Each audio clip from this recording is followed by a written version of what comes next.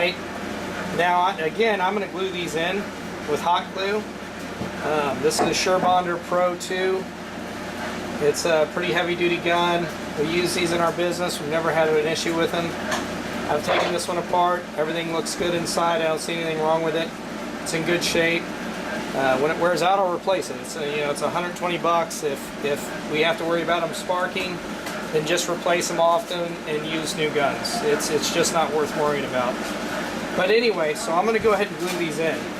So I have the switch on. I'm going to leave it on because I'm going to be using a lot of glue. So what I want to do is, that's our whistle motor.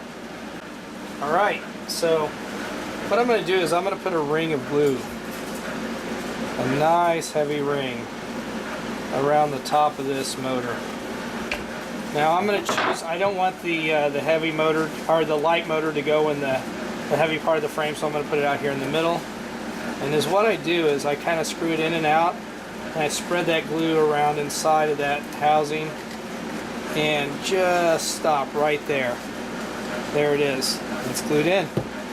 As you can see, that's a quick way to go. So now we're going to do another whistle, but we want to skip 2 spots because those are going to be for black powder.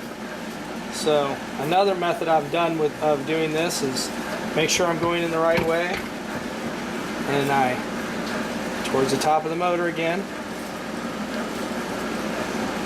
because I want to drag that glue up inside that Girandola frame. So if you feel like you need more glue, you can add more, but this holds pretty good. There's another one. So now we're going to skip 2 more, put this in,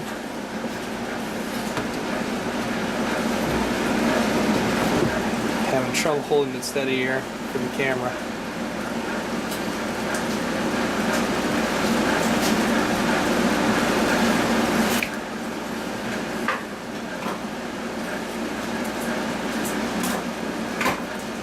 Okay, stop right there.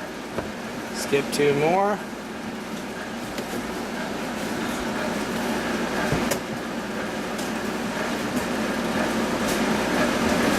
So we want to do it about 1/4 of the way down the motor. Works really well. So, and then as you can see, if you get a bead built up, you can just pull the motor back a little bit and twist it, and then just pull that glue up into there, and there you go. So if you did it right, now we have 4 whistle motors in, and all of them facing the same way.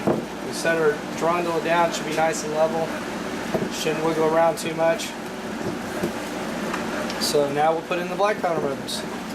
So what I'm going to do is, I have 4 black powder motors that I actually integrated the black match into the grain, and those are the ones I'm going to put next to the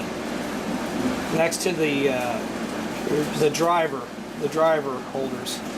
And the reason I want to do that is because I made these motors and I used 1 type of black powder, and my son made these motors and he fused them with NC lacquer holding the black match in, which works just as well, but he used a different type of black powder. So to keep everything even, we're going to put those 4 motors in 4 opposite corners, and we're going to put these in 4 opposite corners just to make sure everything stays nice and stable.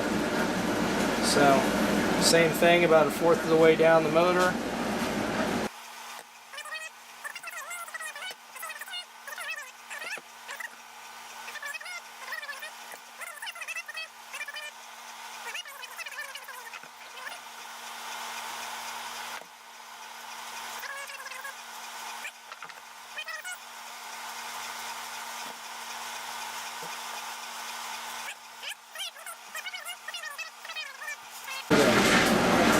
Here we go. I had to pull this one. I actually did put it in upside down. It's okay. As long as you pull it out before the glue gets super cool, you're okay. But we got it in there.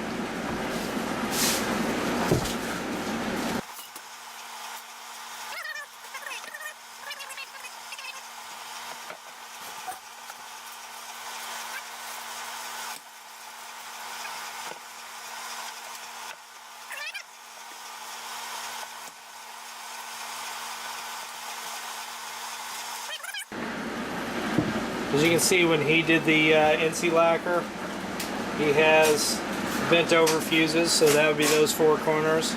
The one I integrated into the black powder, or my 4. There's one, there they are. And our 4 whistles.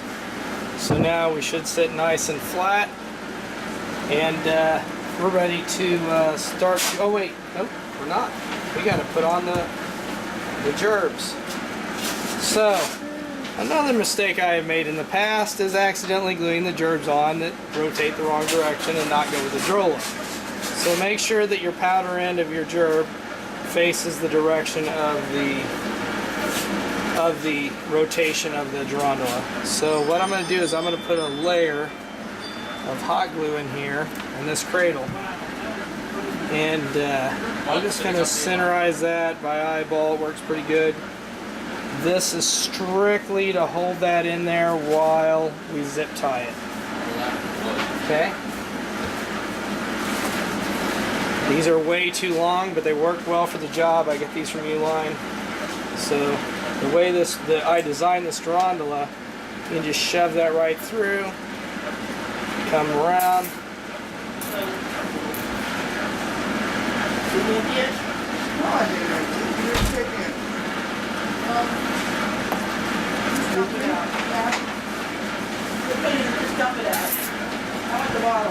There we go. Okay, snug those up nice and good. I know this puts wear and tear on my fuse cutter, but that's why we got extra blades. Okay. We're going to go around to the other side. Same thing.